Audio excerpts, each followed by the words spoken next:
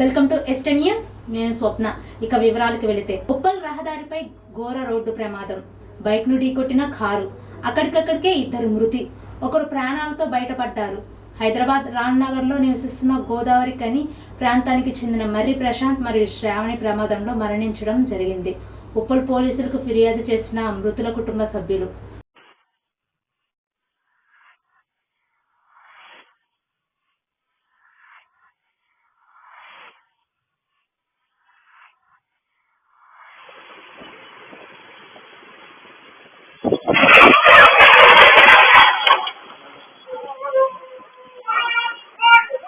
Badangpet municipal కార్యాలయంలో ACP సోదాలు నిర్వహించింది.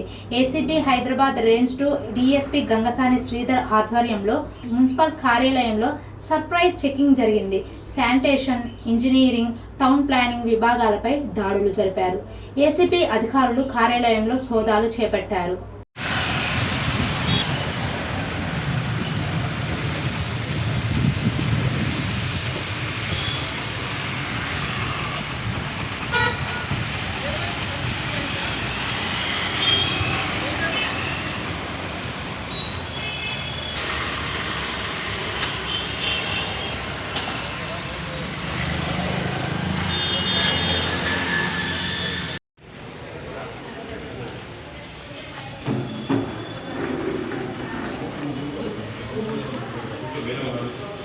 బంజారా హిల్స్ రోడ్ నెంబర్ 2లోని చట్నీస్ హోటల్ వద్ద ఒక కారు అదుపు తప్పి డివైడర్ను ఢీకొట్టింది. ఈ కారులో ప్రయాణిస్తున్న డాక్టర్ సాయి కీత్ కేండ్వాలకు స్వల్ప గాయాలు అయ్యాయి. బంజారా హిల్స్ వైపు నుంచి పంజాగుట్టకు వస్తున్నప్పుడు కారు అదుపు తప్పి డివైడర్ను ఢీకొట్టినట్లు పంజాగుట్ట పోలీసులు గుర్తించారు. కేసు నమోదు చేసుకుని దర్యాప్తు చేస్తున్నారు.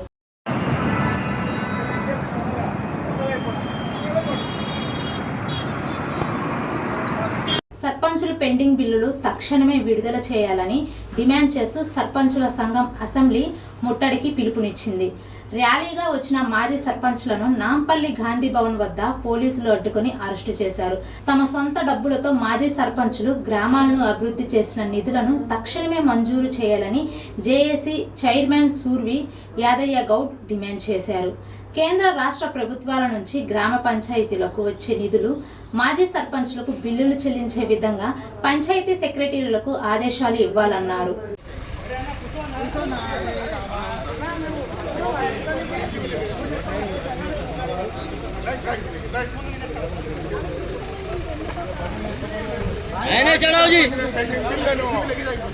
మాజీ సర్పంచుల పెండింగ్ బిల్లును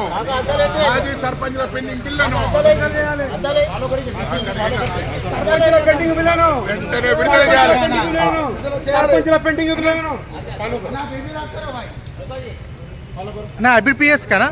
ఇబ్బందులకు గురి చేస్తుంది. ఎందుకంటే కొత్త సర్పంచులకు, పాత సర్పంచులకు, సెక్రటరీలకు పంచాయతీ పెట్టి ఈ పంచాయతీరాజ్ అధికారులు పంచాయతీ పెట్టి పబ్బం గడుపుకుంటారు. కానీ ఇప్పటికీ మాకు న్యాయంగా రావాల్సిన బిల్లులు చెల్లించాలని అనేక సార్లు ఈ రాష్ట్ర ప్రభుత్వాన్ని మేము అడిగినా స్పందించకపోవడం చాలా అన్యాయం. ఎందుకంటే ఇది ప్రజాప్రభుత్వం అంటారు, ఇది ప్రజాపాలన అంటారు, కానీ ప్రజలకు అన్యాయం జరుగుతుంది. ఈ ప్రజలలో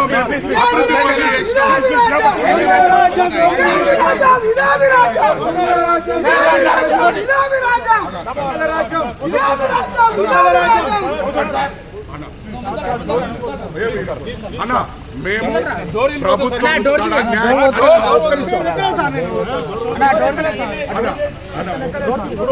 మాకు సర్పంచ్ పెండింగ్ బిల్లును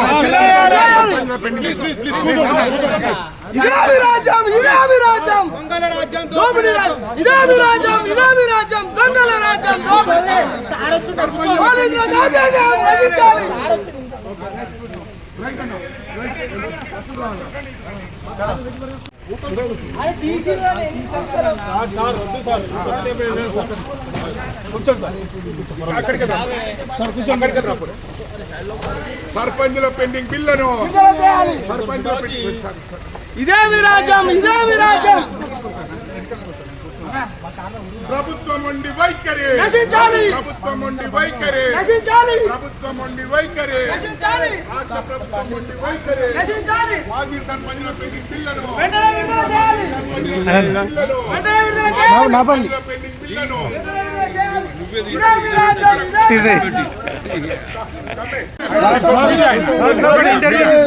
మాట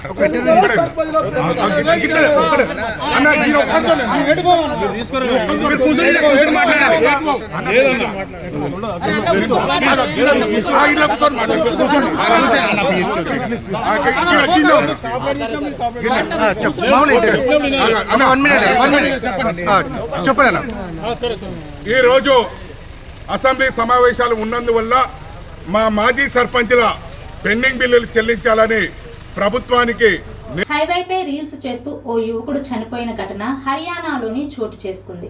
12వ తరగతి చదివే మోయిన్ ఇద్దరు స్నేహితులతో ఢిల్లీ ముంబై హైవేపై రైడ్కు వెళ్లారు. Insta reels చేద్దామనుకున్నారు. ఓ ఫ్రెండ్తో కలిసి రోడ్డుపై నడిచి వస్తుండగా మరొకరు ఫోన్లో రికార్డ్ చేశారు. ఇంతలో ఓ లారీ అదుపు తప్పి దూసుకొచ్చింది. ఆ వాహనం నేరుగా మోయిన్కి తగలటంతో అతను అక్కడికక్కడే మృతి చెందాడు. ఈ వీడియో సోషల్ మీడియాలో వైరల్ అవుతోంది.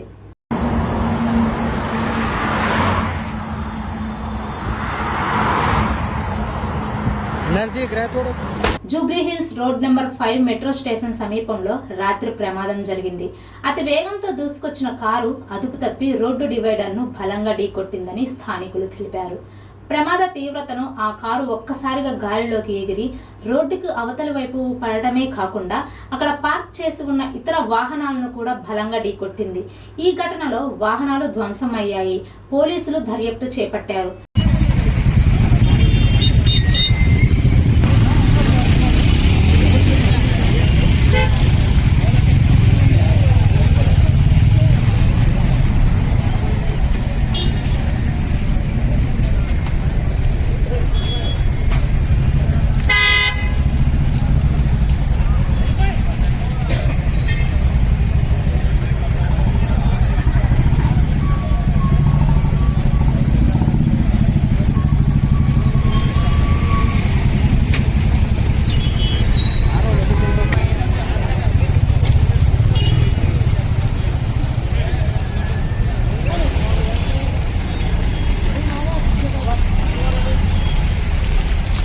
కుప్పంలో ప్రశాంతంగా ప్రారంభమైన 10వ తరగతి పరీక్షలు. కుప్పం నియోజకవర్గ వ్యాప్తంగా 22 పరీక్ష కేంద్రాలు ఏర్పాటు. పరీక్షా కేంద్రాల వద్ద పటిక్ష బందోబస్తు ఏర్పాటు చేసిన పోలీసులు. పరీక్షా కేంద్రాలను పరిశీలించిన డీఎస్పీ పార్థసారథి.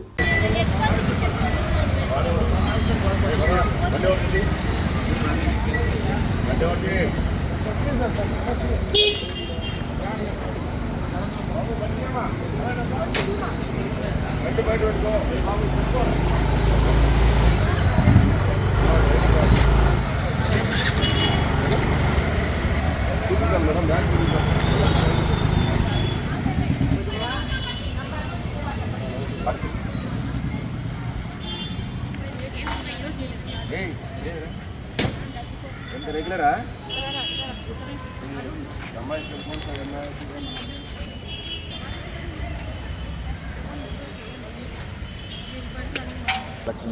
హైదరాబాద్ న్యాయవాదుల భద్రత కోసం అడ్వకేట్ ప్రొటెక్షన్ యాక్ట్ ను వెంటనే అమలు చేయాలని డిమాండ్ చేస్తూ హైదరాబాద్ లోని ఇందిరా పార్క్ వద్ద ఒకరోజు నిరాహార దీక్ష చేపట్టారు. ఈ కార్యక్రమానికి ముఖ్య అతిథిగా హాజరైన జాతీయ బీసీ సంక్షేమ సంఘం అధ్యక్షుడు ఎంపీఆర్ కృష్ణయ్య ఈ దీక్షకు మద్దతుగా తెలిపారు. ఓబీసీ రాష్ట్ర ప్రధాన కార్యదర్శి high court advocate B R Krishna Mudiraj మాట్లాడుతూ కేంద్ర రాష్ట్ర ప్రభుత్వాలు వెంటనే లాయర్ల రక్షణ చట్టాన్ని తీసుకురావాలని డిమాండ్ చేశారు. విధి నిర్వహణలో ఉన్న న్యాయవాదులపై దాడులు పెరుగుతున్నాయని, వారికి రక్షణ కల్పించడం ప్రభుత్వ బాధ్యతని నేతలు పేర్కొన్నారు. ఈ కార్యక్రమంలో ఆంజనేయులు గౌడ్తో పాటు పలువురు హైకోర్టు న్యాయవాదులు పాల్గొని తమ సంఘీభావాన్ని ప్రకటించారు.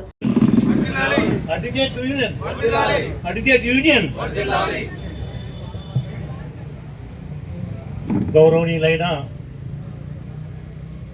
ఆర్టిస్ట్ అన్న గారు, టైగర్ ఆర్టిస్ట్ అన్న గారు ఈనాడు మరి మమ్మల్ని మన్నించి ఇక్కడ రావడం అంటే ఇది మామూలు విషయం కాదు. మేము భావించేది ఏంటంటే ఒక జ్యోతిరావు పూలే ఇక్కడ ఉన్నాడని మేము భావిస్తున్నాము. అది ముందు ముందు ఇంకా తెలుస్తుంది ఆయన ఏంటిదో ఏం కథనో. ఏంటంటే ఆయన మామూలు కాదు, ఆయన జాతీయ నాయకుడు, ఎంపీ, ఒక కాంటెస్టెడ్ సీఎం కూడా, కాంటెస్టెడ్ సీఎం కూడా. స్వతంత్రం వచ్చి మన దాదాపు 79 సంవత్సరాలు అవుతున్నది. మామూలు జనాలకు వాగ్దానాలు చేసుకుంటూ వాగ్దానాలు ఇవాళ ఇస్తాము, రేపు ఇస్తాము, ఇవాళ ఇచ్చుకుంటా చెప్పుకుంటా పోతున్నాము.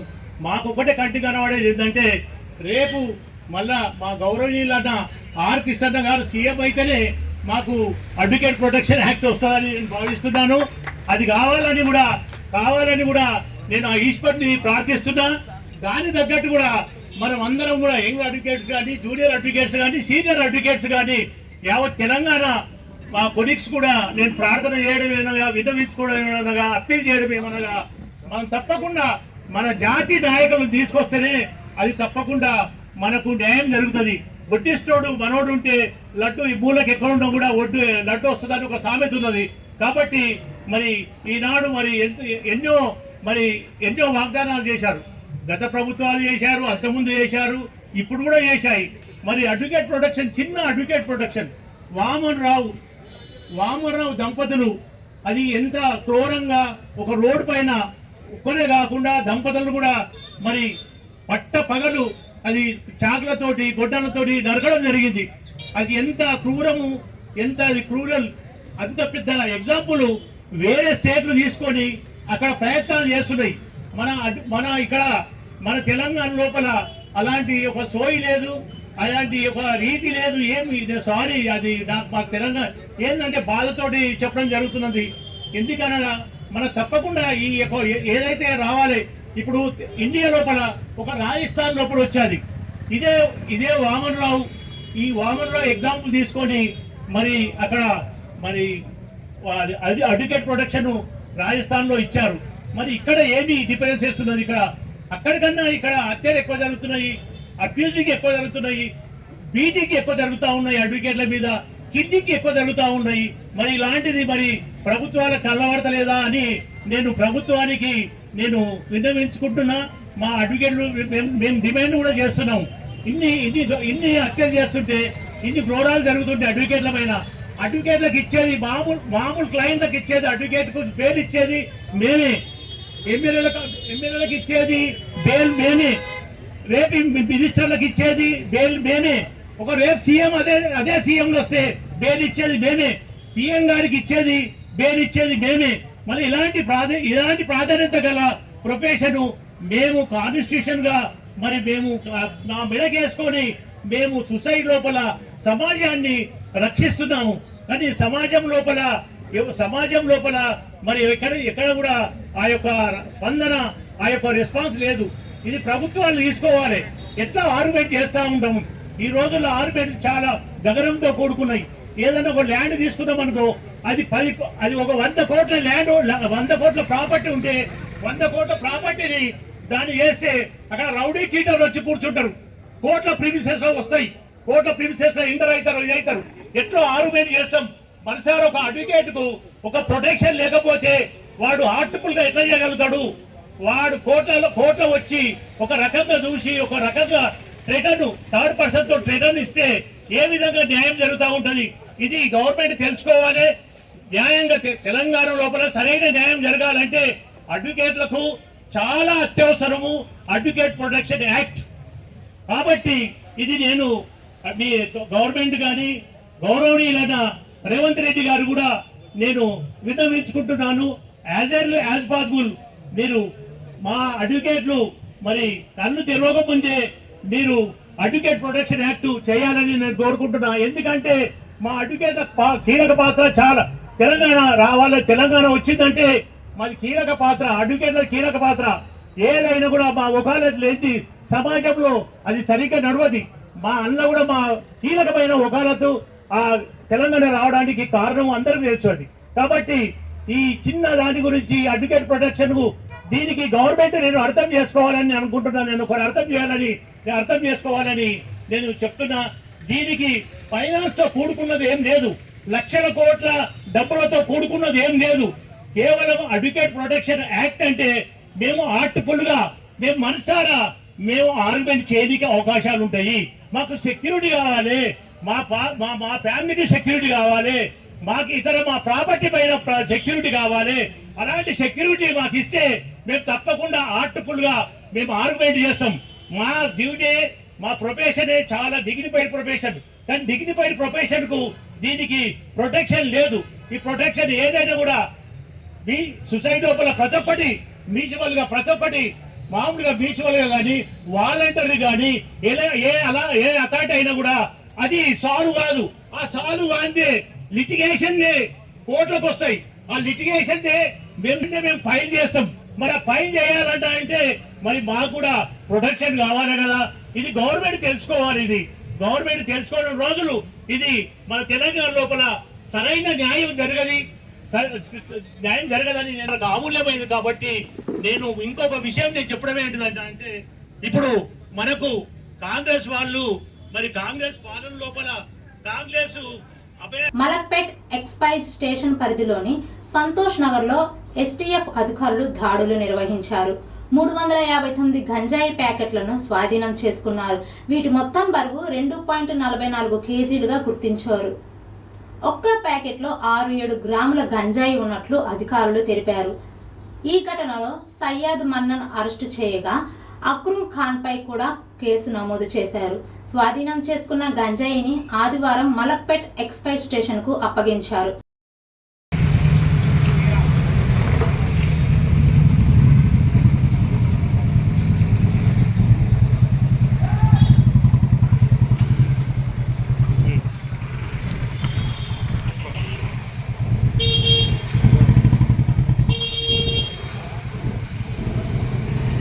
దుష్ప్రచారాలు నమ్మవద్దు. ఎంపీ పుట్టా మహేష్ కుమార్ ఏలూరు, హైదరాబాద్, మోయినాబాద్ లో జరిగిన డిన్నర్ పార్టీ సంఘటనలో తనపై వచ్చిన కథనాలను ఏలూరు ఎంపీ పుట్టా మహేష్ కుమార్ ఖండించారు.